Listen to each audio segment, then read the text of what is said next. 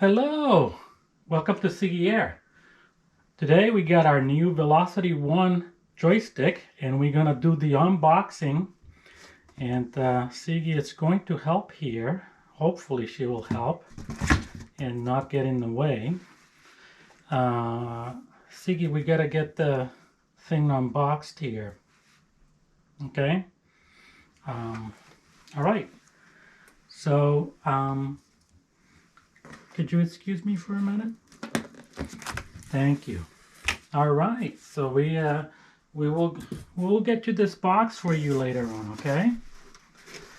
And just gonna take out the whole thing from the box.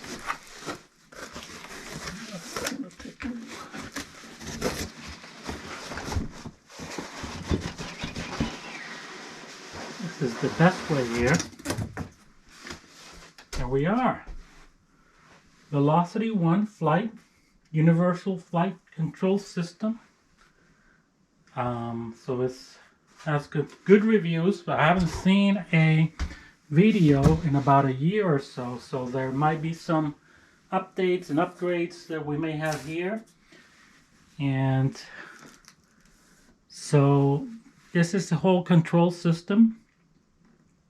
We have the yoke, and then we have the throttles and quadrants, and there is a trim wheel over here that we'll take a look at it. And all right, without further ado, let's get this going.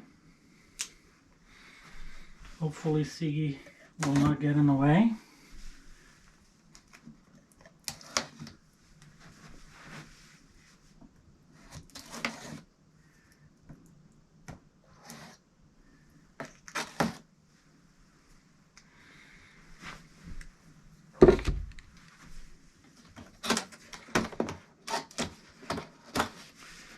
Alright, we'll turn this around, get you a good view of what's in the box.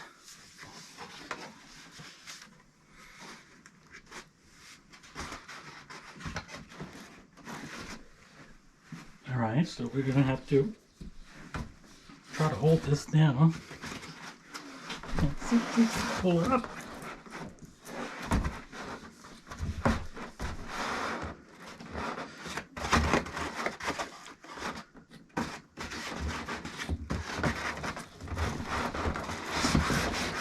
There we go. All right. Let's put this aside for a minute. All right, so we've got something over here. I believe this might be just documentation stuff, so we'll take a look at that.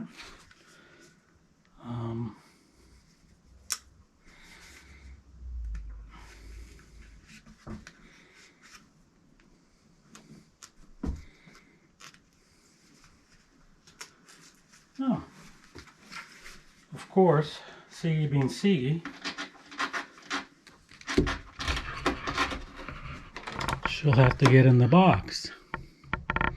Right, Siggy? Yeah. We're going to be doing some piloting over here with this, okay? All right. Where were we? Okay, so we do have some documentation guide, startup guide. We'll take a look at that. We have some stickers to put in the buttons. We can program those and then put in those stickers. We have white and we have black. So whatever suits our needs over here. And some more, and some warranty stuff, and some support links and all that. Okay.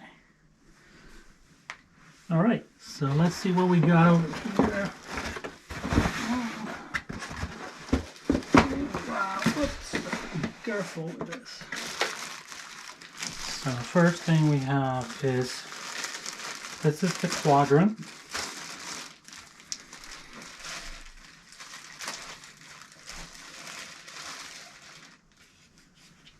This is the quadrant over here. First impressions. Feels like a nice build. Doesn't feel like plastic, cheap plastic. It has a nice, there's some metal in here. I've seen videos before where they complain about the looseness of this. It feels a little bit loose, but not as bad as I've seen. And there's an indent over here. So it does feel a little bit loose, so I have to get used to that. Trim wheel feels very nice and solid. So nice first impressions. What do you think, Siggy? You approve? I believe Siggy approves of this. Okay. All right, let's get the main part over here. Let's put this away. And here we have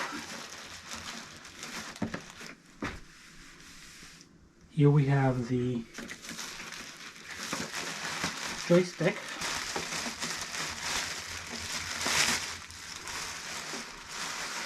Now this looks very nice.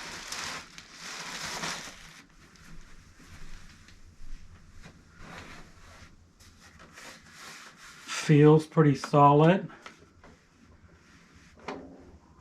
Looks like it's very well made, and actually looks pretty awesome. I think it's meets my and exceeds my expectations on this. All right.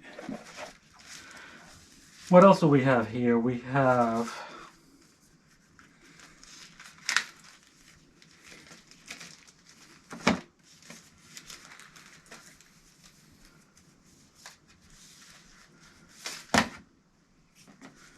I believe this is the setup guide, and yes, this is the setup guide for different aircrafts, and we have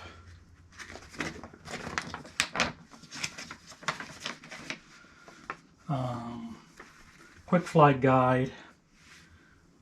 Looks like we have all the buttons on the yoke and the buttons on the quadrant. Very nice. Right.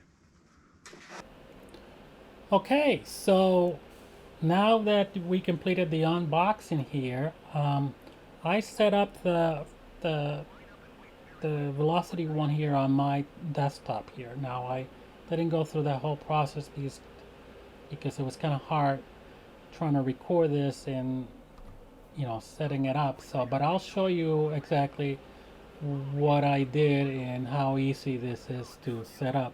So basically, the yoke has these brackets down here that extend out. So the instruction says you can set this up for up to a 3-inch desk. Mine is about 1 inch, so I have no problem here. And then you just what you do is you just bring this out and take this off here, and there's an Allen wrench that's included here very nicely, and you just tighten these screws and the brackets will come in and clamp to the desk. So once that's done, put the Allen wrench back in here, close it out, and that's about it. The quadrant over here connects to the yoke via this connection over here, and there's a little button on the back here that you press and take that out. It has a USB-C connector that comes out of here, and then you connect it to the yoke. It's blue, so you just bring in the quadrant and just slide that in here, and it snaps right in here. So easy as your mom's apple pie. Anyway, so that's it in terms of the setup. Very easy. You just have to connect the yoke to a USB port, so it connects here as a USB-C to a regular USB connector to your computer.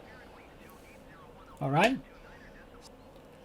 All right, let's take a look at the status indicator panel for the Velocity 1. So one of the things about this is that you have to download an app and run that app independently of the simulator. So that's one thing that it's kind of complicated, or complicating this experience with the status indicator panel. So let's do that. The first thing you need to do is just go into the Turtle Beach support page, and then just search for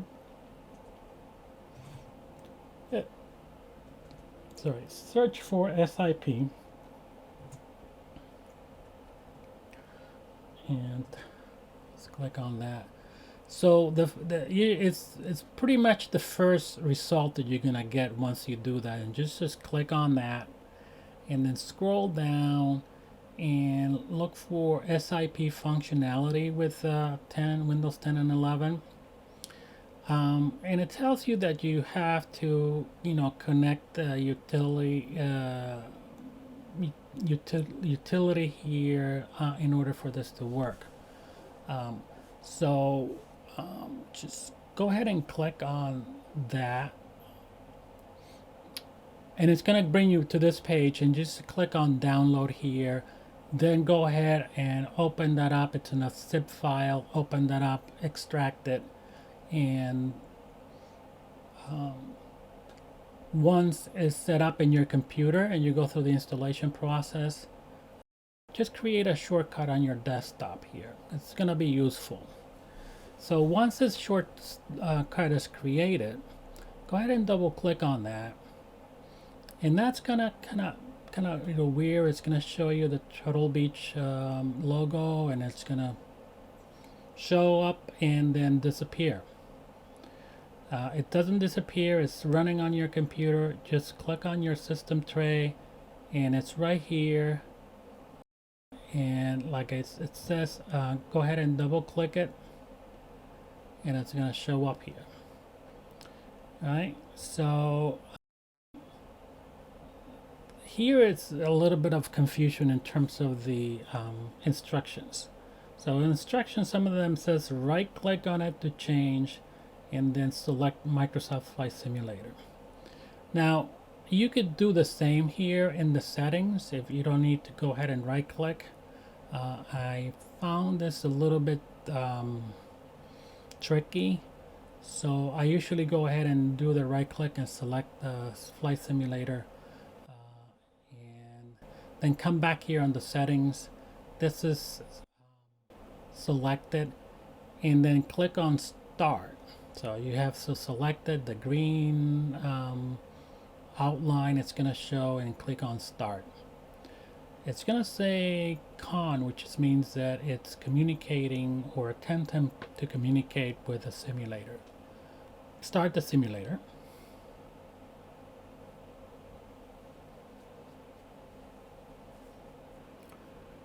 So once you are connected and on your plane with the simulator, just to make sure that the type of plane that you're using matches your yoke over here, you have to make sure if you're using a twin engine jet, you select the profile here, twin engine jet. Select your aircraft in the simulator and connect in there. And on the status panel, once you clicked on Start, which we did before. So if we didn't, we just click on start. And these two icons will show up here, green saying con, which means there's communication between the program and the simulator. Then your status lights will start working here. So for example, if I click on parking brakes,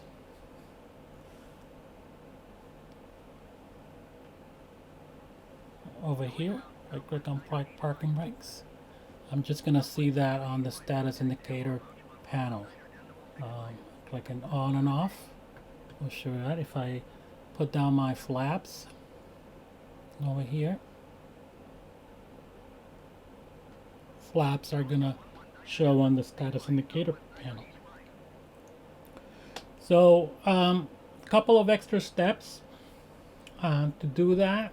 I do think that it does provide me with some level of interaction and immersion, if you want to call it that. Having the status panel is actually very helpful. Sometimes I don't know if I have my parking brakes on or off. If I'm looking at this view on the airplane outside on the cockpit, I'm not necessarily know if my parking brakes are on or off. So I certainly can see that on my status indicator panel, so that's helpful. All right, so let's move on. All right, so once we are on the simulator, from our main menu, we're just going to select, I already have the Airbus A320neo selected, just to make sure that I'm matching my profile here on the Yoke. And before I do that, let me just go over the Yoke and some of the buttons that are here and the menu. So like I said here, a couple of things that I will go over because I think it's important. I had to download a firmware to update it because it came in with firmware 1.0. I was using it before I downloaded the firmware, the update, and everything was working fine. So I went ahead and did that. And when I started using it again, the simulator was not recognizing the Yoke, and I'm saying, "Oh my God, what's going on?" Firmware, something happened to it, because actually what they tell you when you're doing that, when you're updating in the program, says don't click away, don't do anything, just wait until the whole process completes. So I made sure that I did that, but all of a sudden I'm finding out, so it's not connecting, and I was searching around, says how do you roll back and all that, and then I realized that I was in the wrong mode here, because it's right here you have the if I select the menu here, select the menu here, it has input mode, and if I select that, it has Xbox and PC. It's had a couple of other ones here, legacy ones, but for some reason after the update on the firmware, it went back to Xbox, and I didn't see that, so I have to come back here and select my PC as mode, and then the simulator recognized the velocity one. So that was a couple of that was at least 20 minutes of anxiety there. So anyway, let's go back. So this menu is pretty straightforward. Like I said, you have your input mode, you have your profile. Now profile is important too. You have to select the profile that you're going to use in your simulator. So if you're going to use the jet, the twin engine jets, or the prop, so most of the time you either do the single engine prop or the twin engine jet.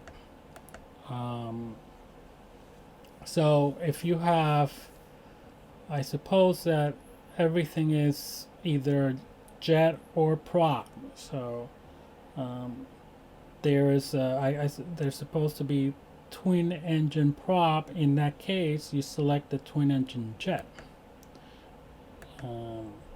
because you want to make sure that you are configured for both engines here. So it will use the quadrant levers for prop twin engine. So you just want to make sure that if you're doing the prop twin engine, just select the profile here as the twin engine jet. So that's that. Then there's a training mode here, which is very useful when you're starting to use this. You select that. Every button that you press will give you what the button is binded to. So I used this as the first couple of times I used it, just to make sure that I was in the correct buttons here, and really it's very useful. So you want to try that. So if I select it and I press, one of the hat buttons here, let me go in here. If I press that and press up, it tells me that's the camera modifier on hat 2. So very, very useful. So that's about it for that menu. Pretty straightforward, not too much to it. So once we're here, let's get into Tampa here and set up our departure. I'm basically I'm just gonna click on this particular menu button here. This will bring you to your simulator menu, and if you click on control options, there is a default setting here for the twin engine, which is this one. So what I did is I made some modifications to the sensitivity, and if you want to this one, the default one, comes in with the sensitivity of -20 or so, which is not 1:1, and I didn't like that, so I made some changes to that sensitivity, and I made some changes to some other button bindings. So what happens is you can't modify this, and you have to create a new one, which I did, and I call it Twin Engine Jet 2. So on that particular one, I set my sensitivity to 9. That works fine with me, and some of the other stuff. I changed some of the button bindings, because this particular one over here is the reset view, but it was also, if I go back to the default one, and I click on search input and I do a search, it's also was set up for the help menu, which on my Flow Pro, it opens up the menu, and it was kind of messing with that. So what I did is I eliminated this, so I can't override this settings on this default twin engine one. So I ended up creating a new one. There are plenty of help videos on how to set up and change your bindings. I won't go into all of that. I just want to show you how I set up mine, and some of the quick changes that I did to these, but nothing, just 2 of those, which was related to the sensitivity and to the help menu. That's it. Don't need to do too much to get started, and other than that, let's go back and take a look at how some of these work. So I'll go in the next video. I'll go in a little bit more in depth of the bindings and how the yoke works, and my first couple of flights, and I'll show you that on both a single prop and a twin engine. So for now, I'm just gonna quickly go over some of these buttons here and how they work out. One of the things that this does, I don't have pedals, so there are two buttons here that are kind of like Xbox style over here. Let me show you this one over here, which is the right rudder, and then on top of it, if I can go this way, on top of it right here is the right brake. So I did have to get used to a little bit of that, because I used to use a stick, and my stick was basically a turn of the wrist for the rudder. So that I had to practice a little bit on that. The other buttons that I think they're kind of great are the view buttons here, that you can change your view. My left hand, although it shows that it's on the right, but I think I have my camera view inverted, but anyway, that should be fine. Those pilot view, this is kind of like a translate view over here, and I just kind of slowly panning on this particular view. If I click on this left button, it just changes the outside view.